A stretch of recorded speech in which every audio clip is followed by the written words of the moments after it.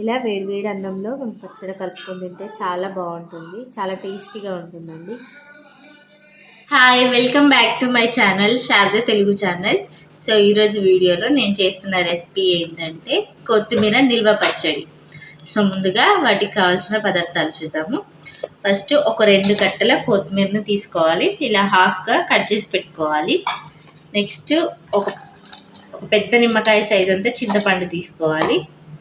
Next ఒక 2 వెల్లుల్లి గడ్డలు తీసుకోవాలి, ఒక 20 ఎండుమిర్చి, కొద్దిగా ఆవాలు, కొద్దిగా జీలకర్ర, కొన్ని మెంతులు.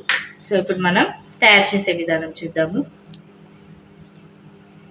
సో ఫస్ట్ మనం కొత్తిమీరని ఒక 2 టైమ్స్ వాష్ చేసుకోవాలి.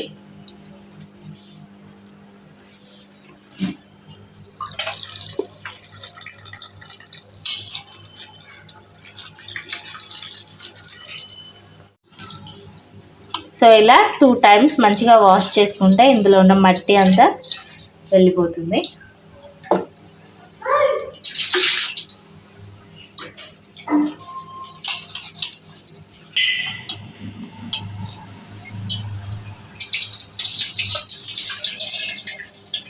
ఇలా వాష్ చేసుకున్నాక దీన్ని ఒక క్లాత్ పైన ఇందులో వాటర్ అన్ని ఆరిపోయే వరకు ఫ్యాన్ కింద ఆరబెట్టుకోవాలి.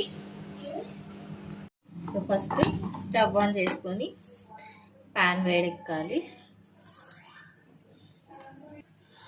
ప్యాన్ వేడెక్కిన తర్వాత ఇందులో కొన్ని ఆవాలు, కొన్ని మెంతులు అండ్ కొంచెం జీలకర్ర వేసుకొని లైట్గా వేసుకోవాలి.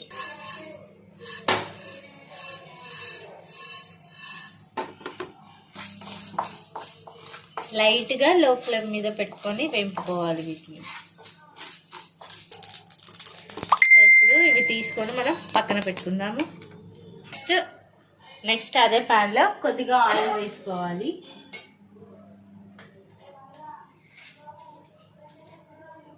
కొద్దిగా ఆయిల్ వేసుకొని మనం సో ఆయిల్ వేడెక్కింది. ఇప్పుడు మనం ఇందులో ఎండుమిర్చిని వేసుకొని వేపుకుందాము.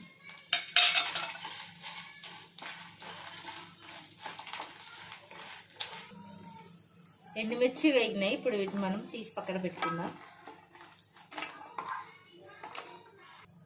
అదే ఆయిల్లో ఇలా కడిగి ఆరబెట్టుకున్న కొత్తిమీర వేసుకున్నాము.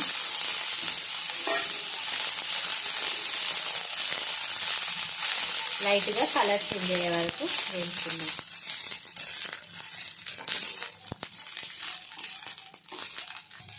సో కొత్తిమీర కూడా వేగిపోయింది, దీన్ని కూడా తీసి పక్కన పెట్టుకుందాము.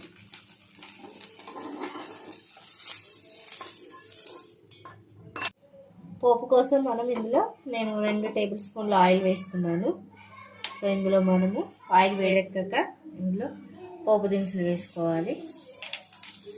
నెక్స్ట్ ఇందులో మనం 2 ఎండుమిర్చి వేసుకున్నాము. నెక్స్ట్ ఇలా అల్లం వెల్లుల్లిపాయను దంచుకోవాలి, దంచుకుని ఇందులో వేసుకుందాము.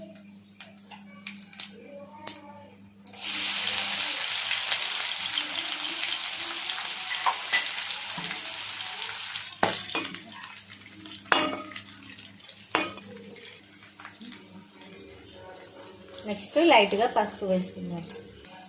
ఇలా పోపు వేగాక దీన్ని పక్కన పెట్టుకొని చల్లారనివ్వాలి. నెక్స్ట్ ఇలా చల్లారిపోయిన వాటిని మిక్సీ పట్టుకుందాము. మిక్సీ జార్ తీసుకొని అందులో ఈ ఎండుమిరపకాయలు వేసుకున్న తర్వాత టమాటా గుజ్జును కూడా వేసుకొని మిక్సీ పట్టుకోవాలి. అంతేనా.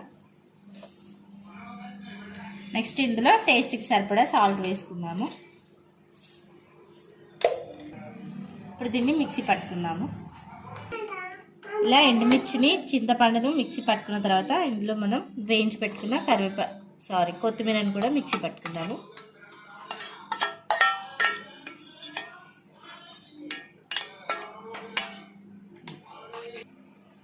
ఇలా పచ్చడిని మిక్సీ పట్టుకోవాలి. నెక్స్ట్ ఇలా పట్టుకున్నాక మనం పోపు పెట్టుకున్నాం కదా, అందులో ఇప్పుడు ఈ పచ్చడిని వేసుకోవాలి.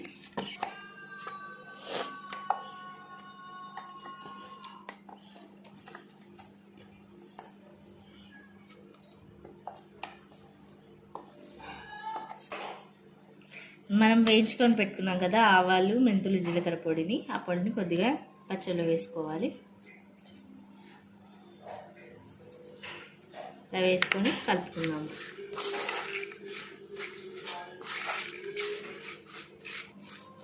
ఇలా ఆయిల్ మొత్తం కలిసేటట్టు మనం మంచిగా కలుపుకోవాలి. పోపు అంతా పచ్చడికి పట్టాలి.